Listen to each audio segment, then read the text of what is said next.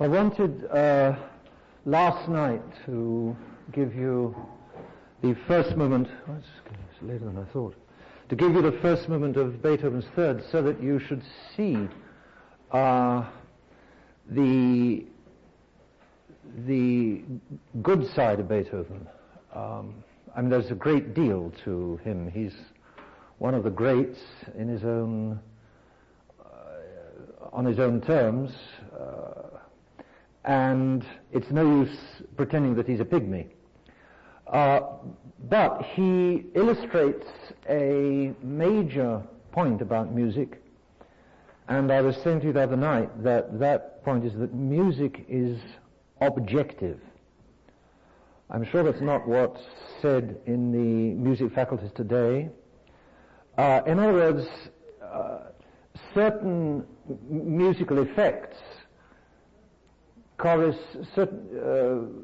certain musical forms, ways of writing, have certain effects upon the soul. The soul is, in its structure, objective. Life is objective. Music is objective. The subjects skid around all over the objective geography, but if you want to go to Rome, you don't sort of head westwards across the Pacific. If you want to arrive in Australia, you don't head eastwards across the Atlantic. The ship is free to go where it likes, but where it's going to go, if it goes east, it's going to arrive in such a place. If it's going to go west, it's going to arrive in such and such a place. Liberalism thinks differently. Liberalism thinks that everything is up for grabs. Liberalism wants to make everything up for grabs. In music too. Liberalism wants to remake human nature. It believes that, and it teaches that we are what we make of ourselves entirely. There's no structure that we have to conform to which we have to submit, or that we cannot step outside of. The structures are ours to change as we like. And the same idea applies to music. Music is exactly what we like. There's nothing objective about it. One composer could use this trick and it would have exactly the opposite effect from the same another composer using the same trick, etc. I don't believe it. So there's a great deal of room for choice. We're creatures of free will, but at the same time there is an objective structure of things, and this is very much illustrated with Beethoven. I'd be very interested to see, I suspect that the corresponding figure around 1600 was Monteverdi. I suspect that Monteverdi is a pivotal figure. He's nothing like Beethoven so far as I know, but I ask myself if he didn't occupy some such role. I'd love to know if there's a possibility of conducting the same kind of analysis as I'm going to conduct tonight on Monteverdi for 200 years earlier. Beethoven is, of course, around 1800. The thing to remember about Beethoven in particular, that he straddles the 18th and the 19th centuries. He's born and rooted in the 18th century, and he is up front and launches like the music of the 19th century. And he was well rooted in the 18th century. He really learned his craft. He learned from the great masters. And then what he learned, he took in a new direction. All right, now, the structure of the soul. You've done that at the seminary. Aristotle teaches, you've seen this many times. The church has taken it over. The three layers of the soul, the intellective layer, which is the highest that is unique to men, the sensitive layer, which we share with animals who have senses, and the vegetative layer, which we share with the animals and with plants. The vegetative layer has three faculties. This is all Aristotle's analysis. The generative, which is the most noble, because it operates outside. The augmentative, which is the power to grow. And the digestive, which is the power to digest. Those are three faculties or powers that all plants have, that all animals have, that all human beings have. That doesn't interest us tonight. What interests us tonight is the intellective and the sensitive layers of the soul, and you know, of course, that again Aristotle divides them into the apprehendors, that's a funny language, the apprehendors and the appetitors. In more ordinary English, those are faculties of knowing and faculties of desiring. That is an extremely deep, it's not an arbitrary thing that Aristotle invented. It's a law of reality which he discovered, that upon every form follows an inclination. And the information, upon every information follows a corresponding inclination or desire. So that knowing specifies desiring, or knowing knowing informs, literally informs desiring. At the sensitive layer, the knowing faculties, again, they don't interest us tonight. There are 5 outer senses and 4 inner senses. Many of you already know that from having studied psychology. The 5 outer senses: seeing, hearing, touching, tasting, and the last one I can't remember for the moment. Was it seeing, hearing, touching, tasting, and smelling? That's it, of course. The 4 inner faculties: memory, the estimative, instinct, and so on. Then, the intellective knower is, of course, the mind. Actually, Aristotle divides that, as you know, into 2 faculties, the agent intellect, but that doesn't concern us tonight. It's actually 2 faculties, but we'll just leave it at the mind for tonight. What does interest us, especially, is the desiring faculties. We're into question 81 and 82 of the prima powers, and as you know, the intellective appetite is the precise definition of the faculty of will, and that is only one faculty, the rational will. And reason is a name that you can give to both of those together, mind and will taken together, because that is, if man is a rational animal, it's that whole rational layer, rationality, which specifies man, in which case mind and will together you can call reason, or more narrowly you can call mind alone reason, but in any case the will is a rational faculty in that broad sense. And then the sense desirer is, as you may remember, we've only got in English 2 Latin names for it. We take over the irascible and the concupiscible.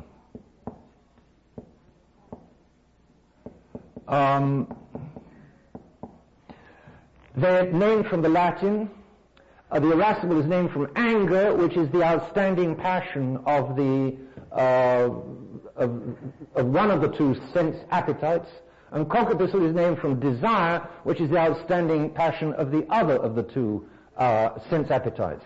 Aristotle divides them into 2 because the concupiscible essentially goes for or goes away from the good, simply, the sense good, whereas the irascible goes towards or away from the difficult good. So there are 5 passions in the irascible, analyzes Aristotle, and 6 passions in the concupiscible. This does concern us. The number of passions does not concern us. But it would be very interesting sometime to do an analysis of Beethoven, of a Beethoven piece, on, or any other composer who's full of passions, on the actual play of the passions in some piece of music. It would be very interesting. And relate that to the interplay of the passions, which St. Thomas analyzes following Aristotle around question 28 to 42 in the Prima Secundae. In any case, if this is the structure of the soul and the structure of the natural soul, and all the wisdom of Mother Church tells us that it is, by the way, very interesting to see how Rousseau threw this over. How Rousseau, Rousseau doesn't buy this. What does he buy? Interesting question. Well worth looking at. Of course, in fact, this is the truth. But Rousseau had a different idea. In any case, then even Rousseau as human beings still operate on this basis. This is still the correct analysis of how the human soul works and how people work. Now, music is eminently an activity of the soul. Actually, animals and plants, it's interesting, do respond to music. That's been proved in the American laboratories recently. I'm sure all of you have heard the story of I think it was in Colorado. They've done it in many places and many times. They set up 4 boxes, same sand, same water, same earth, same light, same climatic conditions, same warmth, and the same plant in each of 4 boxes. And then into one of the boxes they constantly pipe Gregorian, into another box they constantly pipe classical music, another box they pipe simple silence, and another box they pipe rock. Within a short space of time, the poor plant in the rock box is keeled right over. It's kaput. On the other hand, the one that thrives best is the plant in the Gregorian box. The same with animals. It's very well known that if you want the cows to give more milk, you pipe Muzak into the barn as you're milking them, and so on. Animals do respond to music. Ovid said that Orpheus could stop the running waters with his music. Quid mare non novit, quae nescit arion Atelius, Carmine currentes illi tenebat aquas.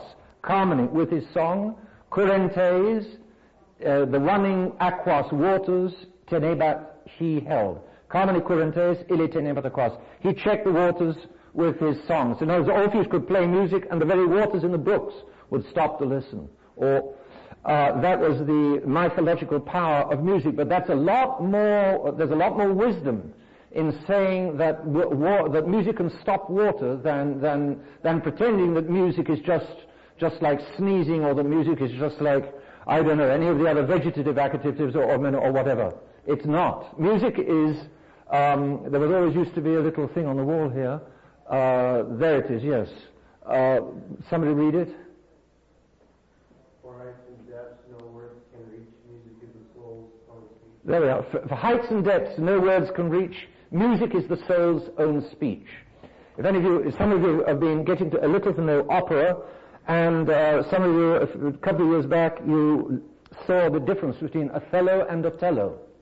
And you could see what the dramatist can do, and there's much more argument in what the dramatist can do. The dramatist can lay out a lot more ideas, but the feelings, the reactions, and not just the lower kinds of feelings, but all what the soul is experiencing. Music has got a power to express which words can't get near. So music is a very human activity. If music is a very human activity, then music lands on here somewhere. Music comes from this soul, all right? Well, I think one thing is, a classical analysis of music is that it has 3 elements. It has 3 main elements: melody, harmony, and rhythm. I hope all of you know what those are. Melody is quite simply a tune. Harmony is the accompaniment of a tune. As Dr. de Villard was explaining the other day, polyphony is basically 2 tunes running at the same time, whereas harmony is 1 tune with an accompaniment fitting that tune. Classical music is mostly, I forget the technical term for it, homophony, that's it. Homophony, voice, phony,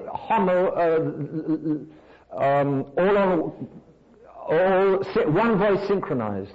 Polyphony, many voices. Homophony, all on one voice, or like on one voice. All right, so harmony is like the accompaniment of a tune. Rhythm is obviously, I'm sure you know what rhythm is. Rhythm is I don't know what the definition is. Everyone knows what it is.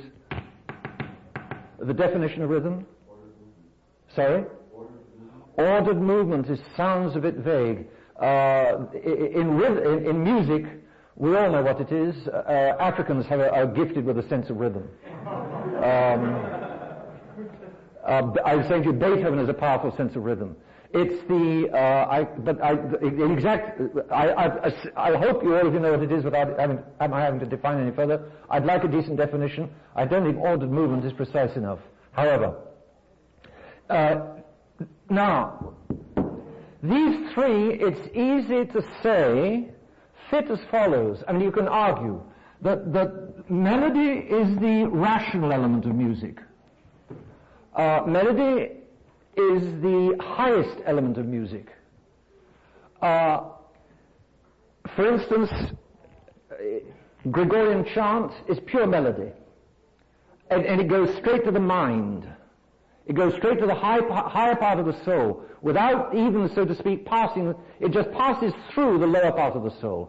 The Gregorian chant skids above the lower part of the soul. The lower part of the soul is largely tranquilized by Gregorian chant, so to speak.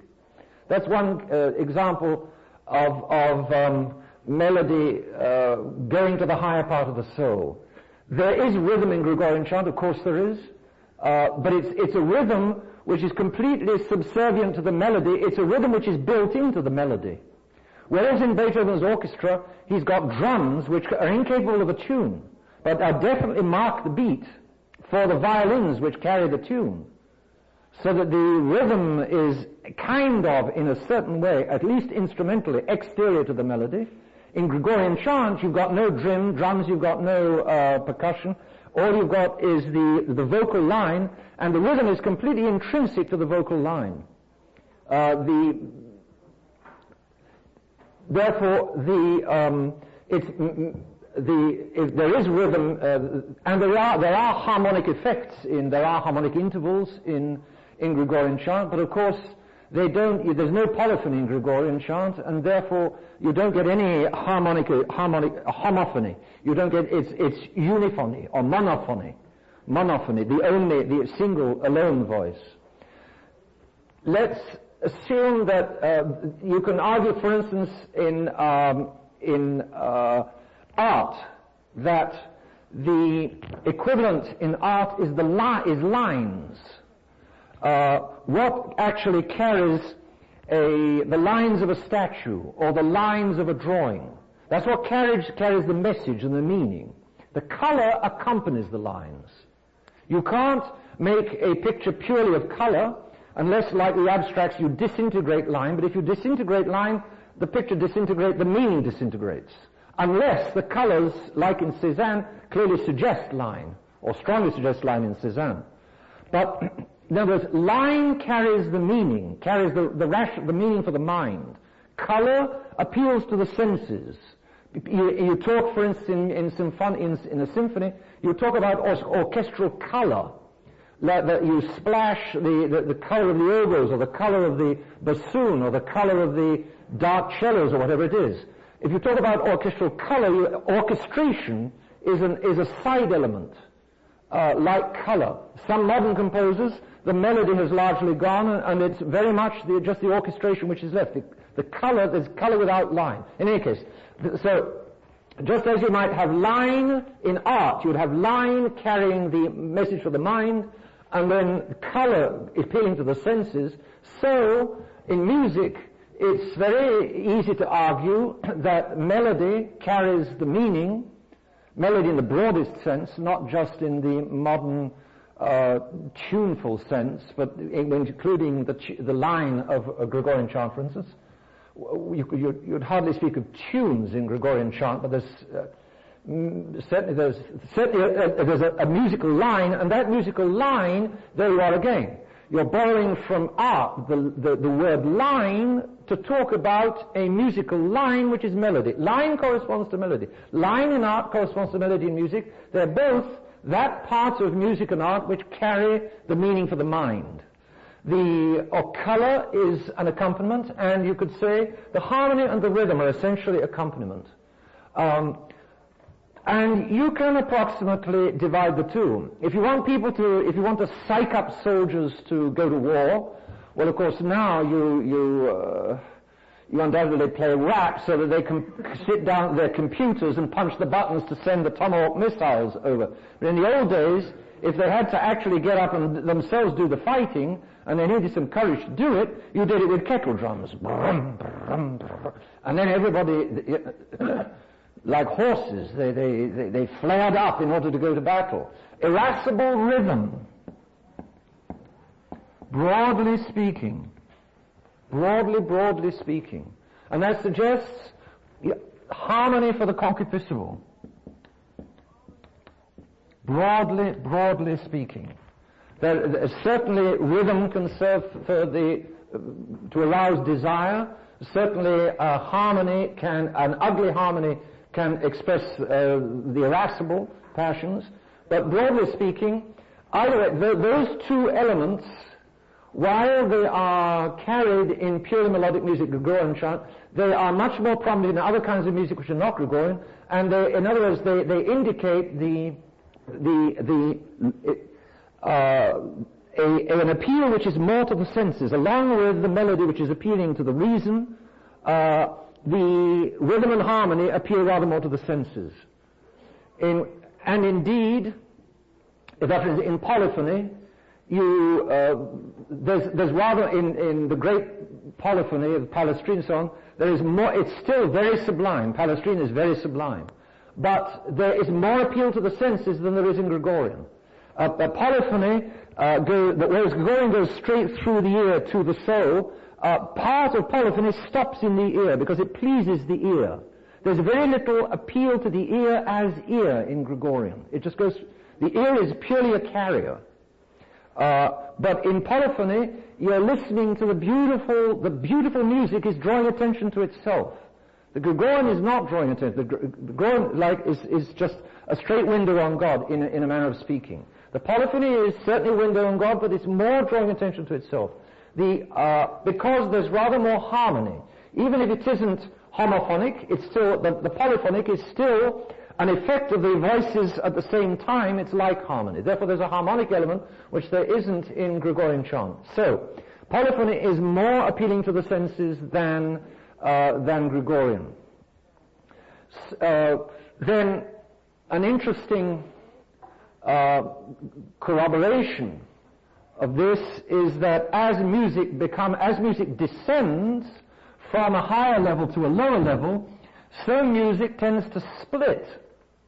It splits into, at its worst, slush and rap.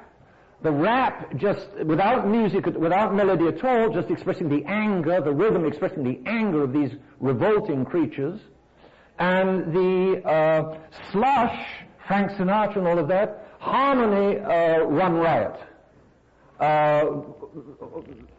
Sinatra is, at his best, I do believe, I'm told, has some musical gifts. I'm willing to believe it, but he represents, generally speaking, an awful degeneracy of music.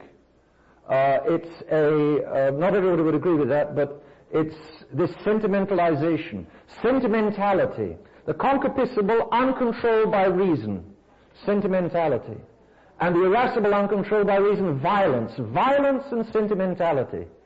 And music splitting into violence and sentimentality is a strong indication. It's common sense, it's sheer common sense. It's common sense that it's lower level music, but it's the simple corroboration of Aristotle's common sense division of the lower appetite into those two faculties: anger, war, and love, desire. So you get music which is exaggeratedly lovey-lovey, and the music which is exaggeratedly angry.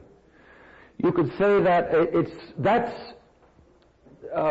such a division is very clear in Beethoven, but we'll come to that. Now, let's assume that that music broadly divides as such that melody carries the meaning for the mind, for the mind and the will, the reason, for the higher soul, whereas rhythm and the harmony are the elements to which you will rather more appeal and give more importance if you want to go to the lower soul. Not the lowest, but the lower soul. Now, What is revolution? Revolution is taking what is lower and putting it higher. That's if a wheel does a revolution. Revolution means taking the lower elements and putting them higher, and taking the higher elements and putting them lower. If a wheel does a revolution, that's what you're going to get. Therefore, what you would expect of a revolution in music will mean that rhythm and harmony go on top and melody comes down below. And if you want to express revolution in music, you will express it by destroying melody and by unleashing rhythm and or harmony. And I was saying, modern trash music is very often uncontrolled rhythm and or uncontrolled harmony, with little melodic interest. Now, so the revolution music will show us rhythm and harmony gaining importance, and melody will show us melody being dethroned and rhythm and harmony being enthroned. Let us take an interesting example, a very clear example. Beethoven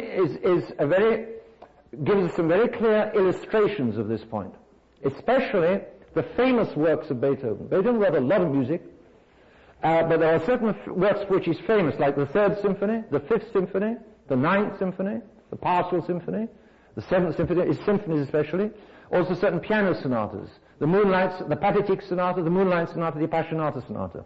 Certain pieces are famous. Those famous pieces, interestingly enough, are those in which this process can most be seen. In other words, what, in a sense, what a lot of people get out of Beethoven is when he's expressing precisely this revolution. Let's have a look, firstly, at the second subject of the Fifth Symphony. This is not one you heard the last time. Last time you heard the third. This is the fifth.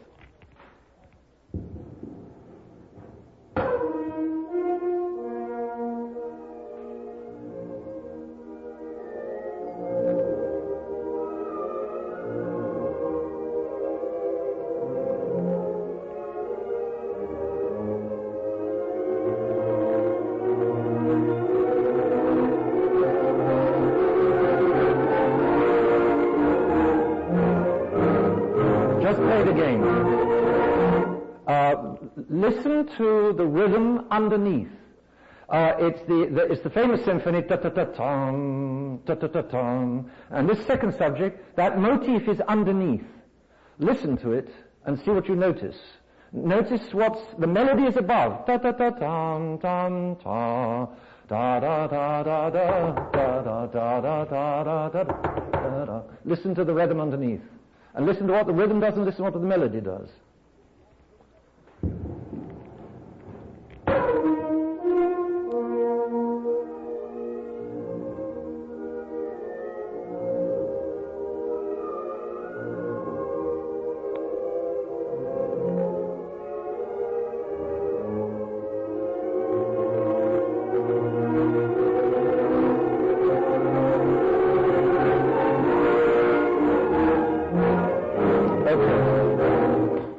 Okay, now, here's the melody. Where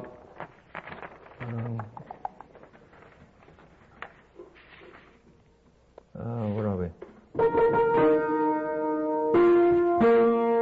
And then it goes on. Let's have a look at the melody first.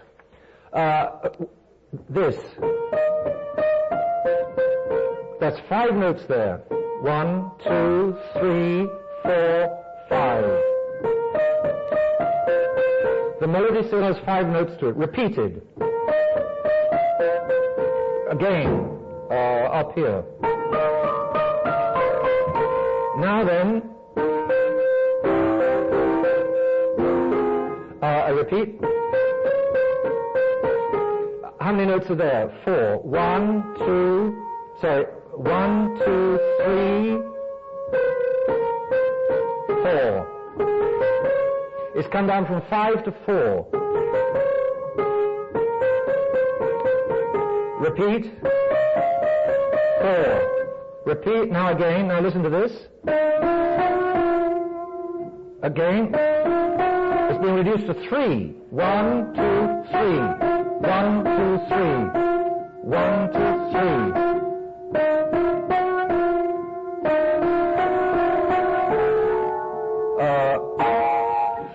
Therefore, the melody is getting shortened off. It's also getting repeated. You see, the dynamism of the music is shortening the melody down, whereas on the other hand, in the bass, you have the rhythm. 2,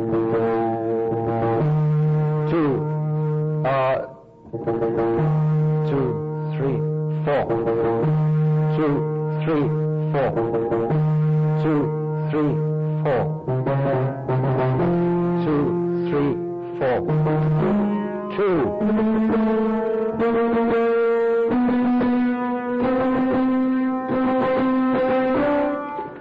As the melody is getting sawn off, the rhythm is getting more intense. Is getting more and more repeated. At first, that motive in underneath was only once every 4 bars, and then it's once every 2 bars. 2.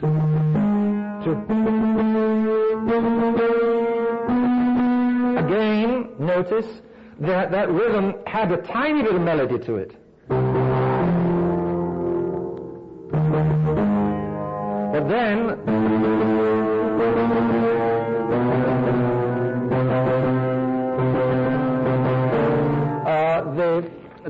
the little rhythm that there was, the little melody that there was, so to speak, is gone. Listen again. In other words, the picture is the rhythm eating up the melody. The melody getting sawn off, cut down, whereas the dynamism underneath is shaking it to pieces, so to speak.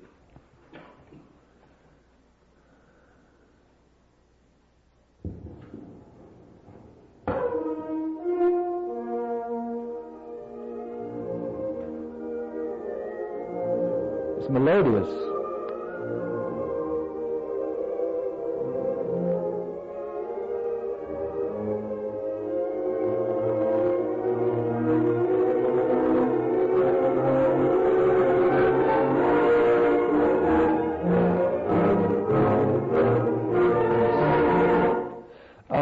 That example I owe to Leonard Bernstein. I remember a lecture of music in which he pointed that out. And there are many, that's like a fingerprint of Beethoven's music, the intensification, the intensity, the drive, this drive which takes hold of the melody and is going, and rhythm is rising up from beneath. This is the revolution. Second example, from the Appassionata Sonata, which is a very great piece. Lenin loved it. And that tells you something about the Appassionata Sonata. Lenin loved it. It's a very well-known piece, and it's a very modern piece. There is a lovely melody in the exposition. The second subject of the exposition is another noble Beethoven melody. As he could write. You had a few examples in the Eroica last night. The second subject is the sonata that starts like this.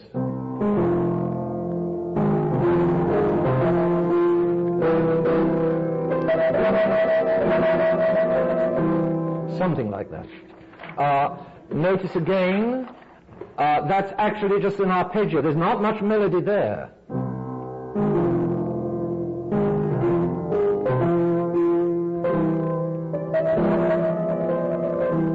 There's a little melody at the end, but otherwise it's just the arpeggio. Now, but here is the second subject, which is a very grand and lovely melody.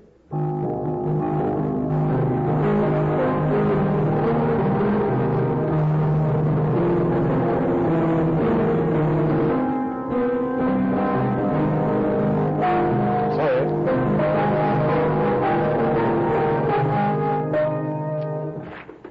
That's a noble melody. And it's a real melody. Now listen to what happens. Notice, however, even in the exposition, what happens to it. Notice what it begins: dolce, tranquillo, sweetly, quietly, con molto espressione, with lots of expression.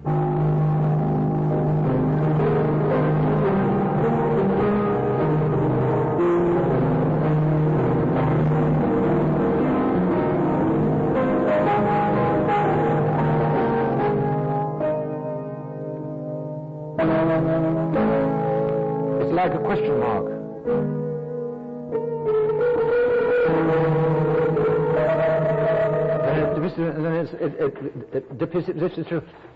The melody just stops, ends in a kind of question mark. It's very, very pianistic, and it comes all the way up to the top and all the way down. Now listen to what happens to that melody in the development.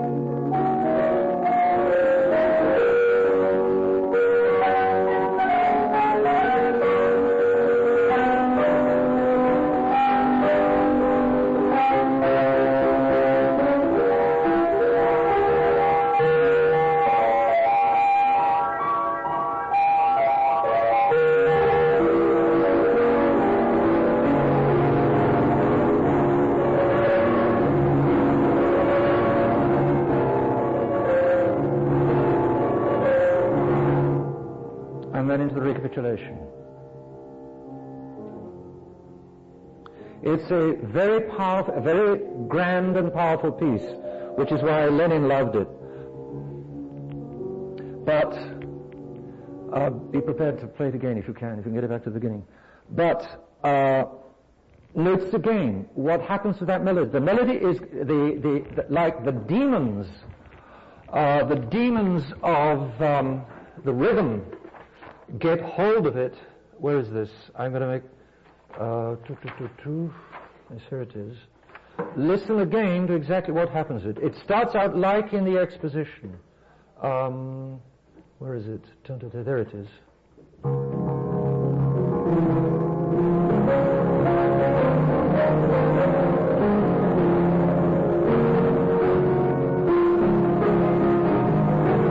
Then a sudden key swell.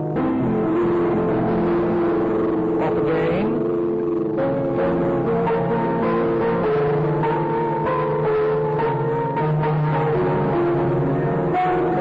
I'm sorry.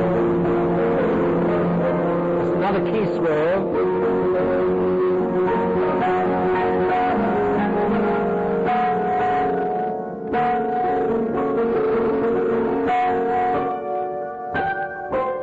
See what's happened? The melody is, the keys are yanking it out of joint, so to speak, and then finally all that's left of it is so yanked out of joint, all that's left are the last two notes. Dun da da dun da da dun da da da. That's all that's left.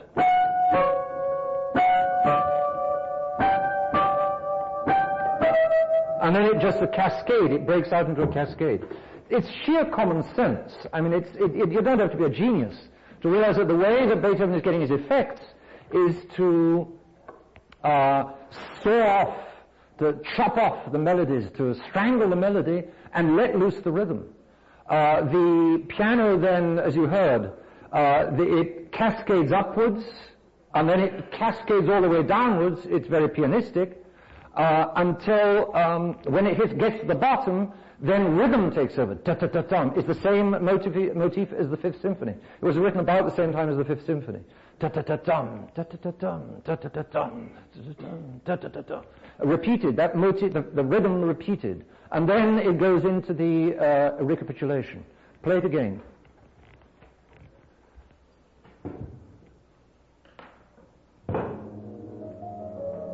Lovely. Melodious.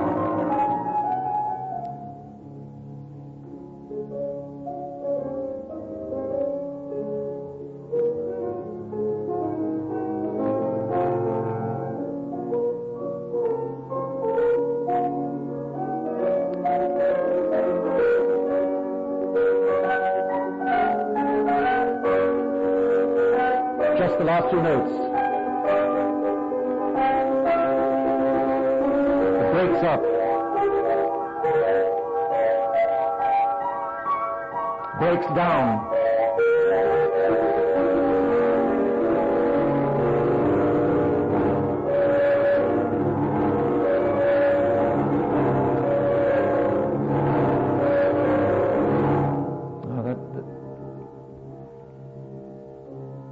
That's the recapitulation.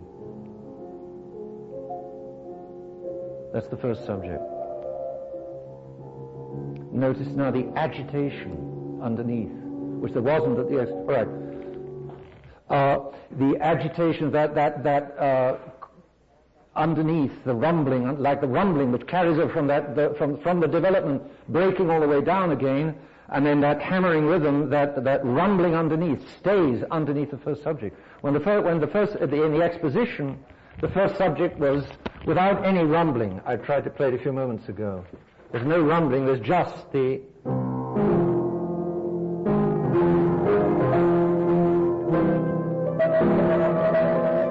But at the recapitulation, you've just been hearing it. It is that rumbling is underneath. Sorry.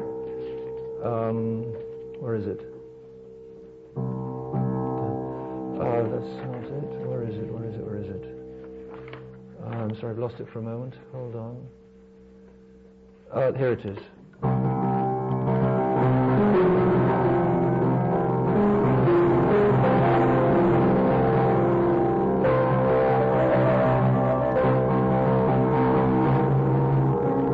And so on.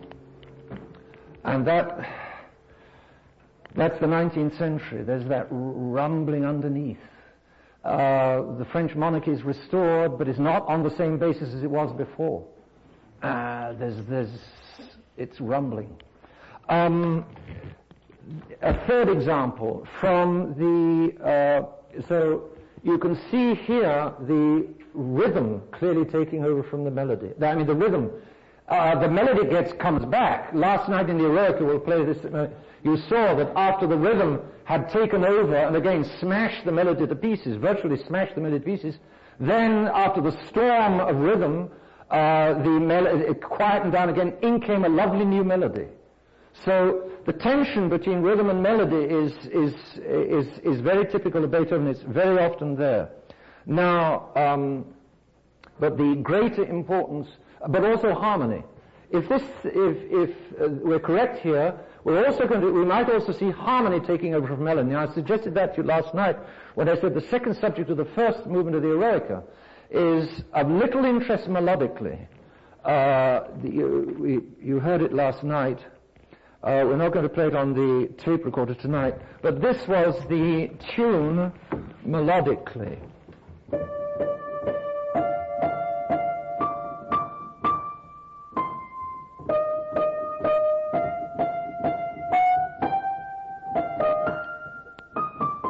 And so on. Of little interest. On the other hand, harmonically,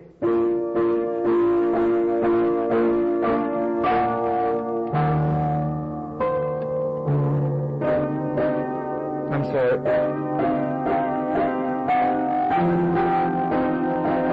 It's a lot more interesting. The same with the slow movement of the Appassionata Sonata. It's a theme and variations. Listen to the theme, the melodic line. The line is of very little interest. Here it is. Listen to this. This is the slow movement of a great sonata. Can you believe it?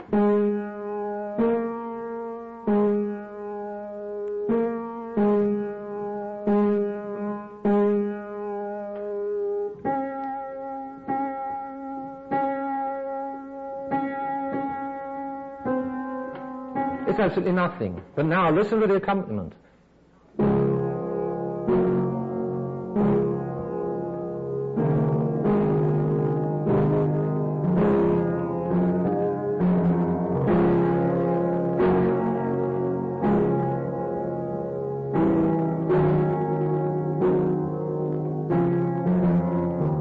It's a lot more interesting, especially that, obviously, that, I don't know what that is, but that.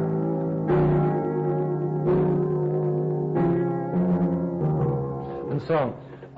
The melody is nothing.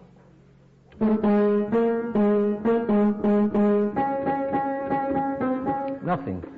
The harmony is you can't exactly say taking over from the melody, but the harmony is certainly of much more importance than it's almost, at that particular point it's of equal importance with the melody. There's a variation which becomes very melodic and very lovely again, but the harmony is becoming a lot more important. I think Ravel, some pieces of Ravel are harmony almost without melody. The whole interest is in the harmony rather than the melody. That's typical of the line disappearing, mind disappearing, the death of reason, modern civilization. It's people don't know how to think, they don't want to think, they've got nothing to think about. Stravinsky can't write a melody to save his life. And he's not the only one. There's no melody there, there's no content there, they've got nothing to say. And so these are musicians with nothing to say. They may be brilliant at all kinds of tricks, but there's no tune. It's as simple and as common sense as that. They have no tunes. I mean, at least Frank Sinatra has tunes. Give him that. And Bing Crosby. You know. I mean, it's slush, but at least there's a tune still there. It's got that much common sense and health in it. All right, let's take a third example. Is from the Eroica Symphony.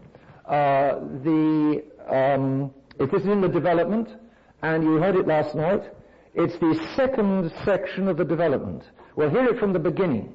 We'll hear the TC, the third of the transition themes to begin with, and then it comes back to the first subject, and then the first subject gets broken up into, the technical term is fugato. There's a kind of fugal writing. Notice how the first subject is, again, there is a tune there, but as it gets more and more broken up. On the other hand, the rhythmic interest, and then the transition theme is again a tune. Sorry.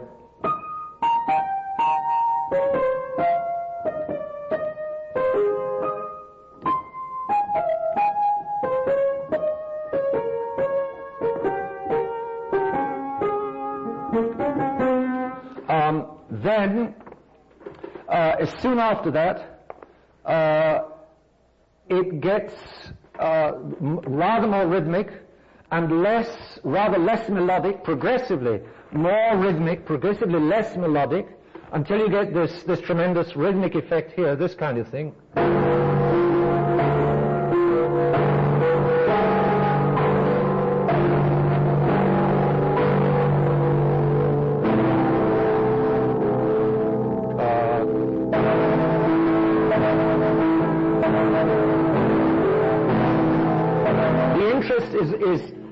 There's no melodic interest. The interest is rhythmic. You've got again this 2 against 3. It's not all just 2 against 3, but it's varied, and that's where the interest is. 1, 2, 3, 2, 3. There you've got 2 against 3. And then there's just a succession of chords. You go into a different chord, and then the same rhythmic effect until you hit this conclusion of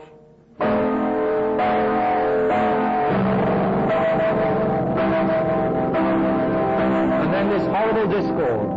One moment, I'm going to have it. I could hit anything and it would sound right, but this is about it.